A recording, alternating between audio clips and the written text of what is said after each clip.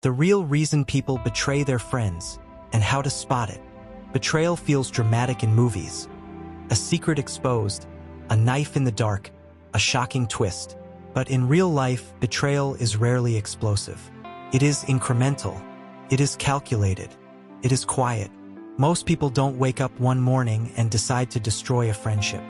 They drift there through a series of small, logical decisions driven by self-interest. If you understand this, you stop being surprised by betrayal and you start predicting it. Think of trust as a bank account. Every shared secret, every favor, every late-night conversation is a deposit. Every ignored call, every broken promise, every subtle disrespect is a withdrawal. At first, the account looks healthy. But over time, if withdrawals exceed deposits, something shifts. The emotional investment weakens. And when opportunity presents itself, a better alliance, a personal gain, a chance to avoid loss, the person chooses advantage over loyalty. From a Machiavellian lens, this isn't shocking. Human beings act in accordance with perceived benefit. Loyalty is powerful, but self-preservation is stronger. The first sign of betrayal isn't hostility, it's reprioritization. When you begin to notice less urgency in their responses, fewer invitations, more distance, you are witnessing the silent recalculation. And most people ignore it because it feels too small to matter. But in strategy, small shifts always matter. Betrayal has motives, and they are predictable. Fear, ambition, envy, and opportunity. Fear makes people hedge their bets. If they believe you might fail, lose power, or become a liability, they start positioning themselves elsewhere. Ambition pushes them toward alliances that elevate their status. Envy transforms admiration into quiet resentment. Opportunity is the spark. When the reward outweighs the risk, loyalty weakens. Watch for rationalization. Before betrayal happens externally, it happens internally. The person begins rewriting the narrative. I deserve better. They would have done the same. This isn't betrayal, it's growth. These mental rehearsals prepare them to act without guilt. When someone constantly reframes shared history to minimize your role, they are slowly detaching. Another signal is social realignment. Notice who they are trying to impress. Notice whose approval suddenly matters more. A future betrayer begins investing publicly in new alliances while reducing visible loyalty to old ones. They test the waters with micro-betrayals, sharing small pieces of private information, excluding you from minor decisions, making jokes at your expense in front of others. These are not accidents. They are trial runs. If you see these patterns early, you stop reacting emotionally and start observing strategically. Spotting betrayal is about reading consistency. Words are cheap. Patterns are expensive. If someone promises loyalty but only shows up when there is something to gain, that is not friendship. That is conditional alignment.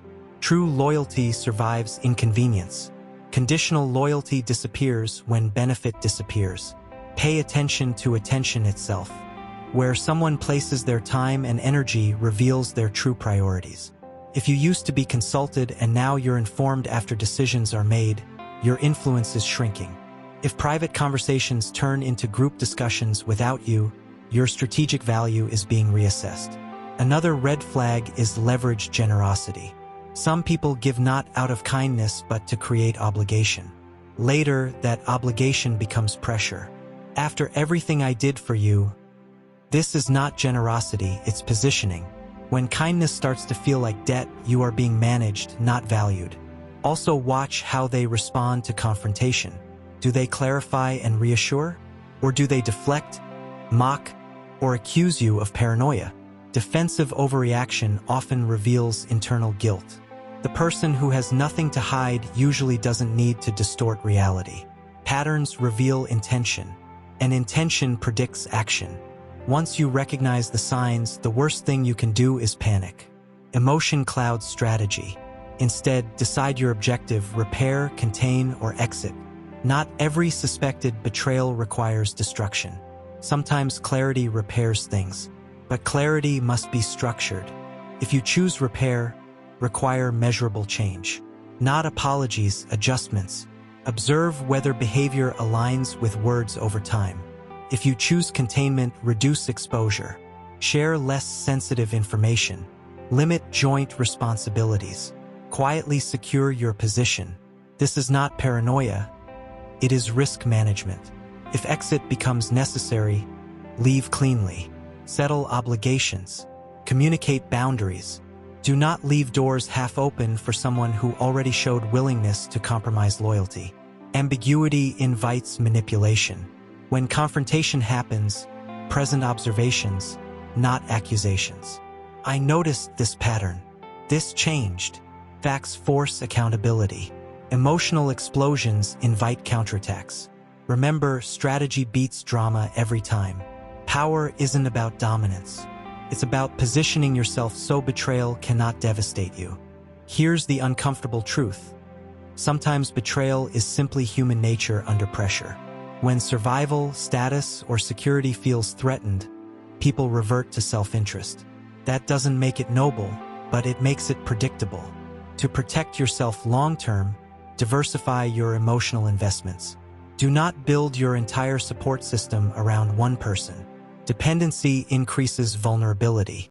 Independence reduces leverage others have over you. Create structures that discourage betrayal. Written agreements in business. Clear boundaries in friendships. Visible loyalty that is mutual, not one-sided. When the cost of betrayal is high and the benefit is low, people think twice. Strengthen your internal foundation too. If your self-worth depends entirely on someone else's approval, betrayal will shatter you. But if your identity is anchored in your own values, betrayal becomes information, not destruction. The goal is not to become cold. The goal is to become aware. Awareness turns you from victim into strategist. So what is the real reason people betray their friends?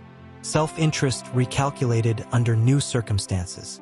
When the perceived gain outweighs the emotional cost, loyalty collapses. And how do you spot it?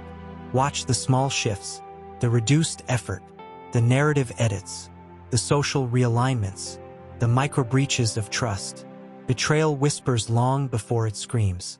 If you learn to read these whispers, you stop being blindsided. You start moving with foresight. You choose alliances carefully.